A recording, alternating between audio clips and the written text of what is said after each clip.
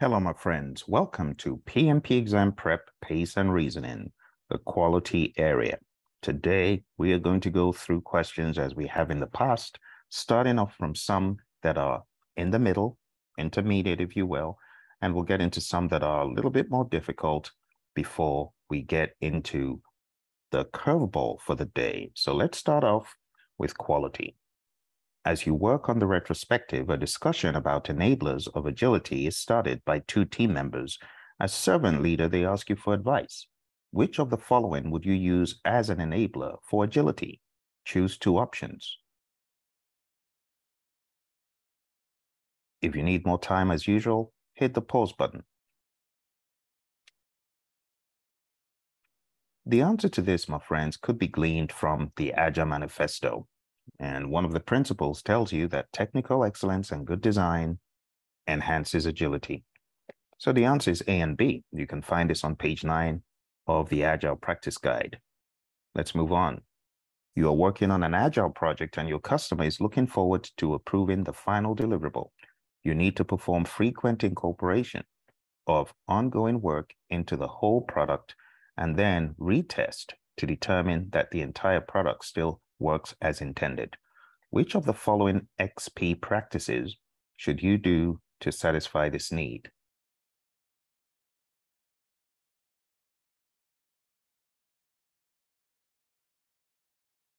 Okay, hit the pause button if you need more time. The answer to this, my friend, is not D. There's no such thing. And it's not C.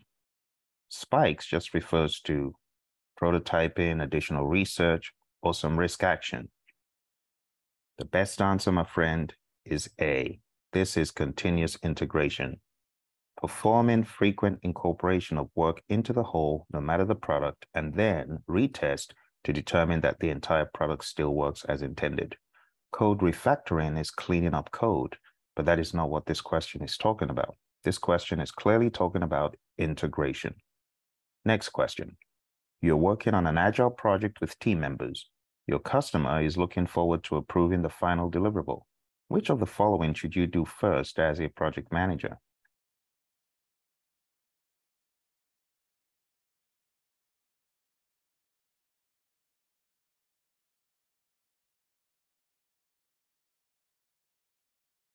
Hit the pause button if you need more time. Let's take a look at the options. A, first conduct a retrospective before the final deliverable is inspected, is implying the retrospective comes before the sprint review. That's not correct, so it cannot be A. On your exam, remember to use process of elimination when in doubt. So it's not A. B says ensure that customer acceptance occurs before refactoring takes place. Well, that doesn't make sense. You would refactor your code before your customer gets that product, service, or result. C states first deliver the product release before the minimum viable product. It's the other way around. MVP comes first, and then you would release. So it's not C either. The best answer, my friend, is D. First define the definition of done to enable proper deliverable acceptance. When we define the definition of done, it's a set of things that must be complete before the final deliverable, or your increment, if you will, is deemed acceptable. So the answer is D. Bear in mind, there is an order that things should happen. The minimum viable product is a minimum amount of functionality that gives the customer enough of the product for them to give you feedback as far as if you're on the right track or not. Okay? So the best answer to this, my friend, is D, the definition of done. As it reads, a team's checklist of all the criteria required to be met so a deliverable can be considered ready for customer use. Let's move on to the next one. Next question. You have been asked to define the quality standards for the project and its products based on the project scope, risks, and requirements in order to prevent the occurrence of defects and control the cost of quality. What should you do first as the project manager?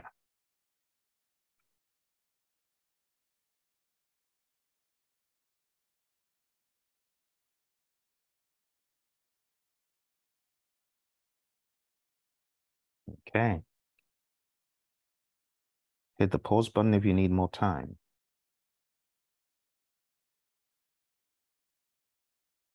Well, rule number one, what needs to happen first when you're talking about quality standards, defining the standards? This should be very obvious, my friends. You got to develop a quality management plan first. It reads, planned quality management is the process of identifying quality requirements and or standards for the project and its deliverables, and documenting how the project will demonstrate compliance with quality requirements and or standards. Let's move on to the next one. Your firm has been awarded a project to revamp infrastructure on an abandoned land for use by the general public. The cost of quality has been determined as a first step. Which item should the project manager have worked on as part of this first step? Hit the pause button if you need more time. Let's take a look at the options. Decide on quality metrics is not out of place. That happens in planning. B, testing. That does not happen as part of the first step. C, process analysis does not happen as part of a first step. That's usually step 2, which is quality assurance. D states product inspection, and that happens in step 3, which is quality control. So the best answer here, my friends, is A, quality metrics. That is the only thing that you get out of planning quality management. Everything else comes after. Let's move on. Your firm has been awarded a project to carry out an analysis of a product's partial life cycle from resource extraction cradle to the factory gate. The quality assurance process is likely to require the construction of a new lab, which would cost almost half of your proposed profits. Management asks you to estimate the strengths and weaknesses of alternatives in order to determine the best alternative and justify the cost expenditure for this quality aspect. Which quality technique or which technique should you use?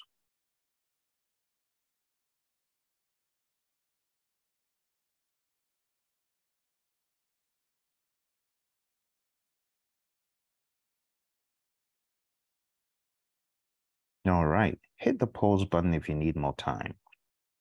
So when you think of these options, my friends, to justify cost expenditures, there's 2 that you can immediately shoot down.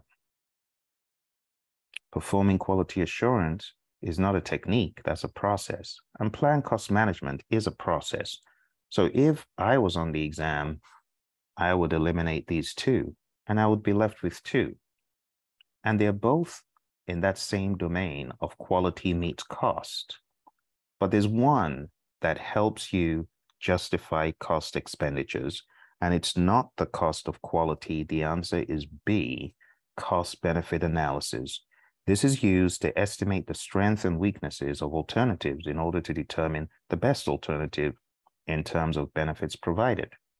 A cost-benefit analysis will help the project manager determine if the planned quality activities are cost-effective. Let's move on. Your firm has been awarded a project to design a rainwater harvesting system.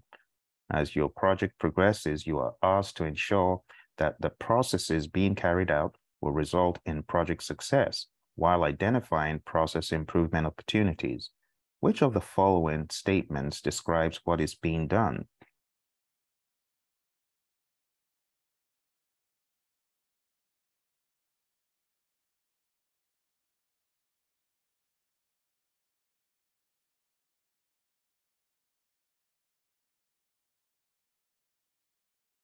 All right, my friends, hit the pause button if you need more time. Going through these mentally, it states, you are asked, watch this, to ensure that the processes being carried out will result in project success.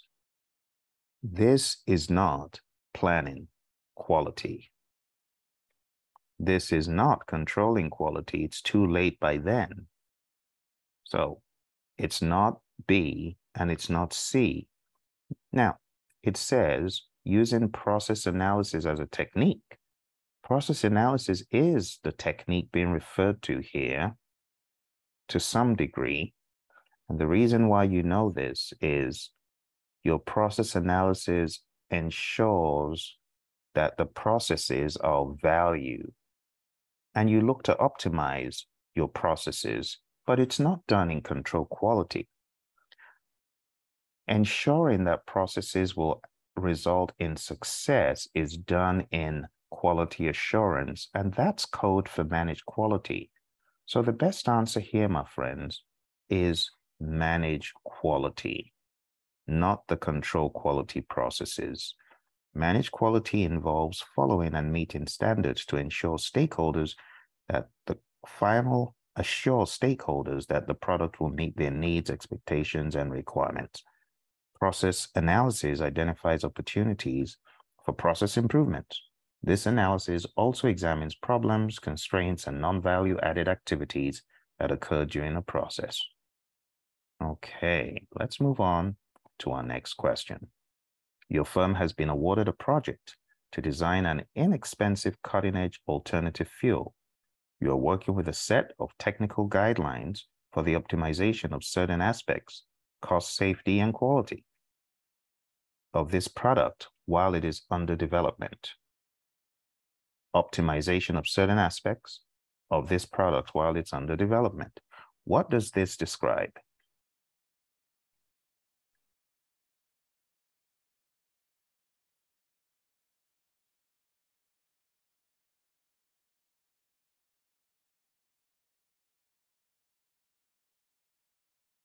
All right, hit the pause button if you need more time. So when you think about it, you're working with a set of guidelines and you want to optimize certain aspects of the product. This describes one thing only. It's not a Monte Carlo, and it's neither of the analyses, my friends. It's A. This is designed for X. It's a direct cutout from the PMBOK guide. It reads, Design for X is a set of technical guidelines that may be applied during the design of a product for the optimization of specific aspects of the design. DFX can control or even improve the product's final characteristics.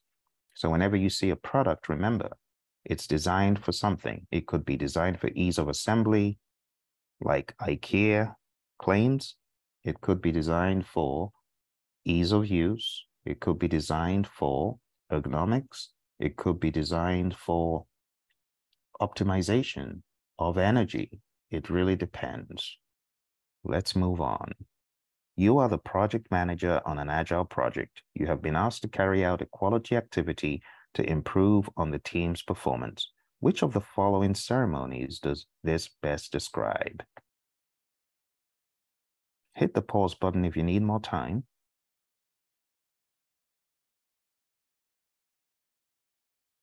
Since this directly talks about team performance, there's only one answer that I would expect you to go for, and that is the retrospective. It's a regularly occurring workshop in which participants explore their work and results in order to improve both process and product. Let's go to the next set of questions. You have been awarded a project to design a district energy system, DES system, for a client. Close to project end, the customer requested a significant change, which is approved by the CCB. After reviewing certain reports, which of the following is true about this approved change request?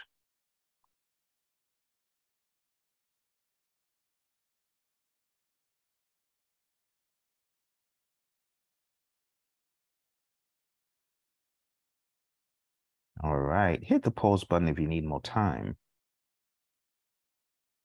This question is testing to see if you understand the dynamics of change requests and what happens to them. A change request gets reviewed and ultimately it could get approved. And that's called an approved change request. So what happens with it? Should it be used to plan programs in the firm? Not necessarily. Should it be used to develop the charter? No. The charter comes first. Should it be used as an input to perform integrated change control? And the answer is no. It's an output of performing integrated change control. So the best answer is A. The implementation of approved changes should be verified, confirmed for completeness, retested, and certified as correct. So this is going to be used to retest, to check the reworked product. Moving on, you are verifying that project deliverables conform to the quality standards in the quality management plan. You are using appropriate tools and techniques to meet project requirements and business needs. A major technique carried out here should be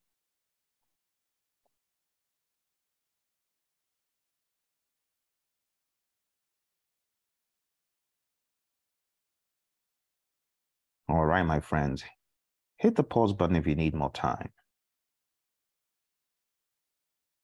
Since this is talking about project deliverables conforming, it means the deliverables are done. You're no longer in executing at this point. You're now checking the product. Therefore, when you use the process of elimination, you will not choose decomposition, which is used for the WBS and the schedule. You will not choose quality planning because that has already happened. And you will not use quality audits because that has already happened, because this is process related. This question is talking about a product. This is product related. So the best answer, my friends, is retrospectives and lessons learned. These are meetings held by a project team to discuss successful elements in the project or phase and other details. When it says tools and techniques, you got to understand that the retrospective and lessons learned are tools and techniques of perform, or I should say, control quality. Control quality uses retrospectives and it uses lessons learned as a technique. Let's move on. Go into the next question. You have been awarded a short project to install several demountable partitions for a huge company move.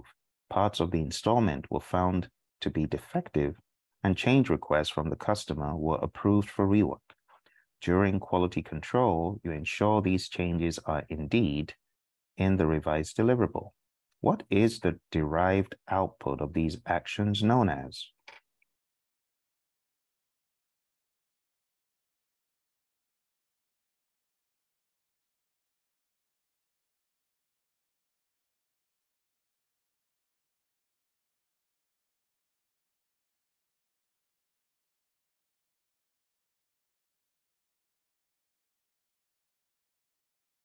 Okay, so my friends, this is asking pretty straightforward about what do you get out of quality control.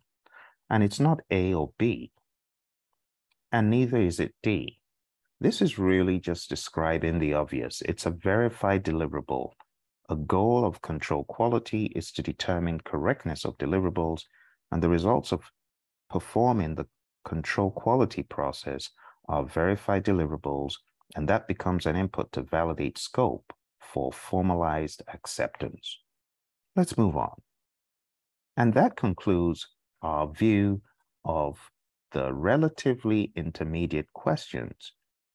Going up a notch, let's take a look at our more advanced questions that are tailored after the what should the project manager do next theme. Let's jump straight into it. Here is our first question. It reads, as a project manager in the biotechnical industry, you're leading a research project with strict quality standards. During the execution phase, let's start again. I apologize for that. Now you can see the question. Let's go. As a project manager in the biotechnical industry, You are leading a research project with strict quality standards. During the execution phase, you discover that some laboratory equipment used in the project is not calibrated as per the required specifications. What should you do next to manage this quality issue effectively?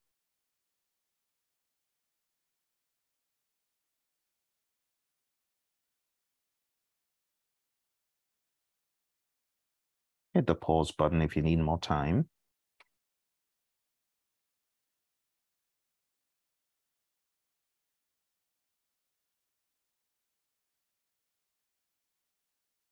Okay, well, let's begin taking a look at the answers one by one and use the process of elimination.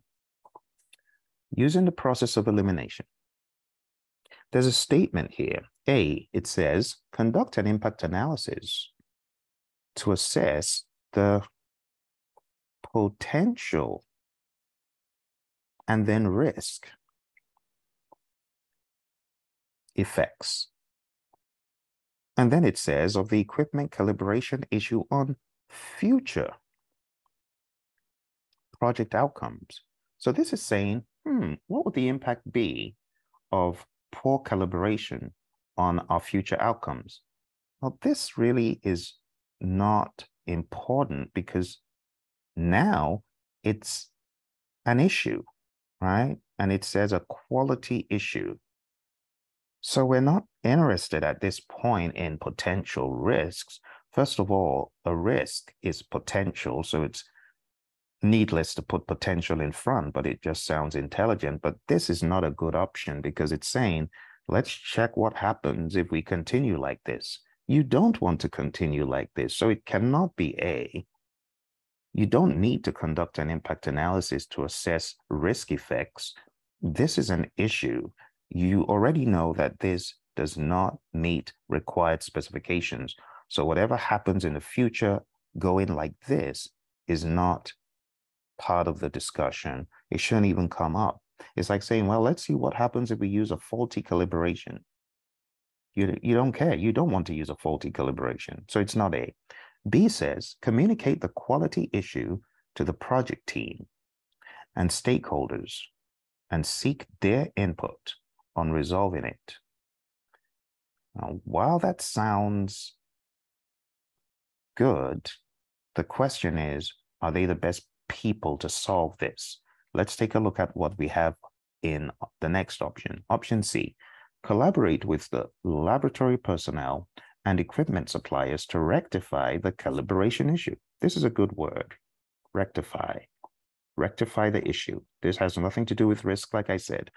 And this is the laboratory personnel. They're the best people to do this, not just the stakeholders in general. So we're going to cancel B. The better option is C, but let's take a look at D. D says update the project management plan to incorporate additional quality control measures to prevent similar issues in the future. Now, that's not a bad thing, but it's not going to happen first. C happens and then D. So the best option here, my friends, is C. Okay? Collaborate with the laboratory personnel and equipment suppliers to rectify the calibration issue. All right. By collaborating with the laboratory personnel and equipment suppliers to rectify the calibration issue, the project manager can ensure that the equipment meets the required quality standards and maintains the integrity of the research project. So I want to encourage you, my friends, as you go through these, you might feel stumped and you might feel almost a little bit frustrated with some of the questions. But I want to assure you, the more questions you do, the better you get, the more bulletproof you get, and the better you're able to take on the actual exam. Okay, let's take a look at this. You are a project manager in the construction industry, overseeing the construction of a high-rise building. During the execution phase, you receive unsubstantiated reports of substandard materials being used by the subcontractor from a different firm who originally lost the bid. What should you do next to address this quality concern? I'll give you some time to think about it.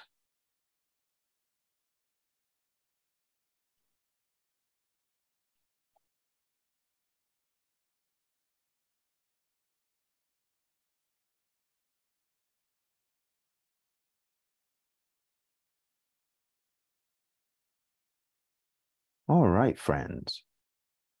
Let's take a look at the options, and we'll use the process of elimination. So whenever you come across a problem, I recommend using the dig sieve. Define the problem, identify the root cause, generate the alternatives in your head, choose the best alternative, and in the real world, you would implement it and verify it worked. But for the exam, for solving problems on the exam, it's pretty much define what the problem is in this question, identify the root cause of the problem, then choose the best alternative. So you could generate them in your head, but it's going to boil down to choosing from what PMI gives you. So we see these are unsubstantiated, which means they cannot be relied on. So these are reports from subcontractor from a different firm who originally lost the bid. Oh, could there possibly be bad blood brewing and hearsay? It's possible. So we cannot hang our hat on these unsubstantiated claims. So let's see. A, conduct a thorough inspection and testing of the materials to verify their quality. It's not a bad idea because these claims are not solid. It's unsubstantiated. There's no evidence. B says, communicate the quality concern to project stakeholders and seek their input on addressing the issue using historical information, lessons learned, and environmental factors. Now that sounds smart, but it says it's an issue. We actually don't know that. So this is not substantiated. We're going to cancel that because you don't want to tell stakeholders what is not substance. You don't know. You've got no evidence. C says stakeholder engagement with a subcontractor to rectify the use of substandard materials and ensure compliance with quality standards. Now, while that sounds good, you still don't know if this is the case. So that is presumptuous, and you wouldn't choose C because you don't know for sure. Keep an eye on keywords in questions. These reports don't have any substance, okay? D, update the project management plan to include additional quality assurance measures to prevent similar issues. So again, it wouldn't be D. The best option is to conduct thorough inspection and testing. Yes, it's not substantiated, but as a project manager, you always want to take preemptive action just in case those claims are true. This is a very tricky question to navigate, I understand, but let's take a look at further clarification. By conducting a thorough inspection and testing of the materials to verify their quality, the project manager can gather evidence of any substandard materials and take appropriate actions to address the quality concern. Remember, these are unsubstantiated reports. All right, my friends, let's take a look at the last one of three. I'll let you read it. Excuse me, let's read that. As a project manager in the information technology software industry, you are leading a software development project. During the testing phase, you realize that certain critical functionalities are not meeting the specified requirements. What should you do next to manage this quality issue?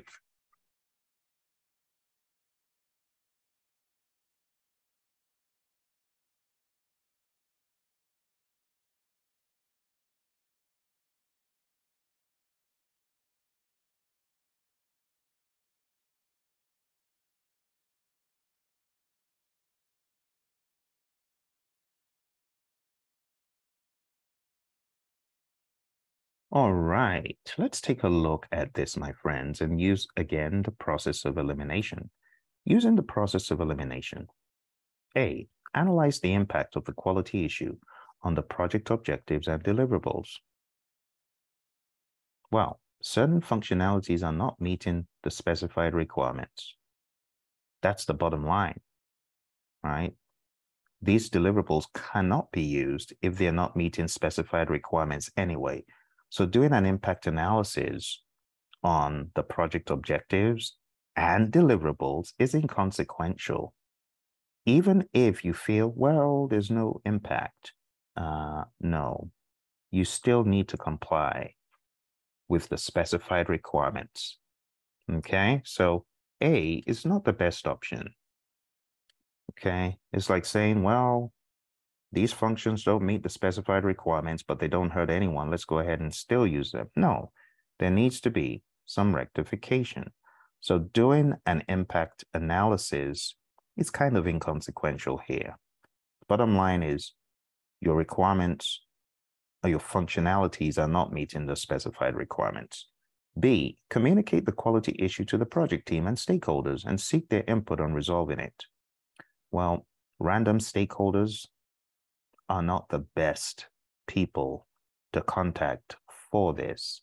See, so we wouldn't choose B either. Even though it sounds like a plausible one, that would be a last-ditch effort if there wasn't something better. Let's take a look at C. Collaborate with the development team. Keyword, rectify the functionality issues and ensure compliance. You've got to, even if you feel, oh, nothing else is affected. No, you should ensure compliance. So C is beginning to look like a possible best option. Let's take a look at D. Update the project management plan to incorporate additional quality control measures to prevent similar issues. While that's not a bad thing to do, it's not the thing you should do next. So you want to sort out the issue, which is option C, and then you could do the other stuff stated. Whenever you see these options on the exam, you got to remember that it's asking you for what should you do first. What is the best thing to do right now? Okay. That is how you need to tackle them in your head. So by collaborating with the development team to rectify the functionality issues and ensure compliance with requirements, the project manager can address quality concerns and ensure that the software meets the specified standard and user expectations. So, my friends, at this point, we are moving on to a curveball question for the day. Now, the whole idea about the curveball question is to take a look at something that is almost outrageously long, a little bit longer than you would have expected. So let's jump in. After several months of training and examining new ways of working for the entire organization, a team just transitioned to using Agile practices. They wanted to conduct a retrospective meeting, but were unsure of when it should be conducted. In the past, they would only conduct a lessons learned during the final phase of the project. When should the Agile coach advise the team to conduct the retrospective meeting? I'll give you some time to think about it.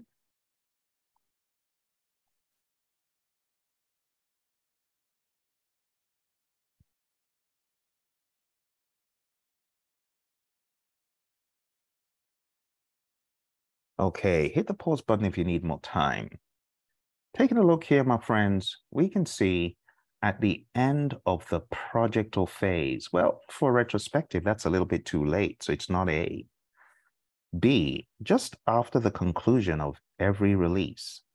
Well, you know, releases are different from sprints. So we're talking about possibly months before you do a retro. No, not a good one.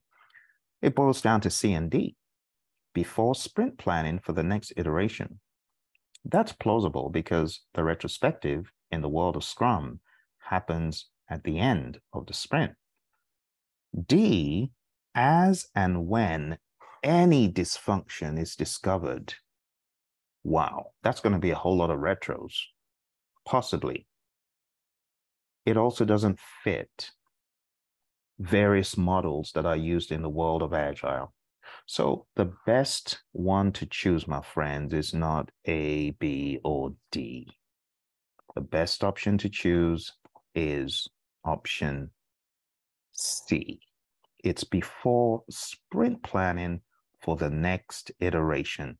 That makes the most sense.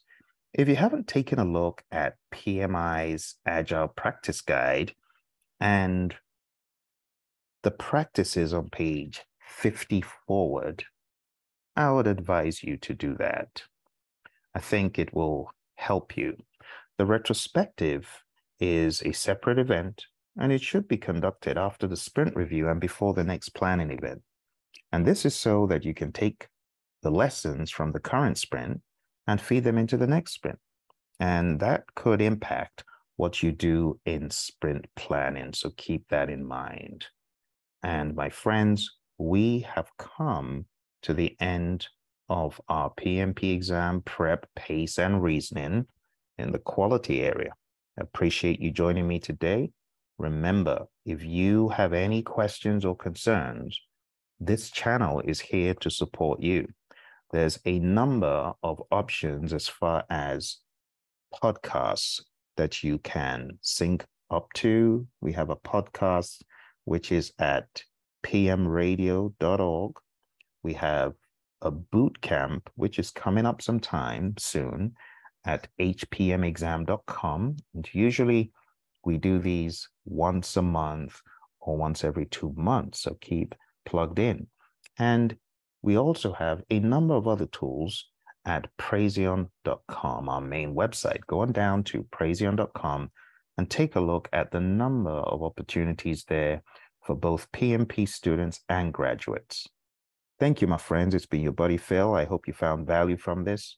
Don't forget to hit like, subscribe, share with your friends, and I'll see you in the next episode. And don't forget, we actually have 4 episodes before this: integration, scope, schedule, and cost. This is number 5. It's 5 out of 10. We got 5 more to go. You take care, and bye for now.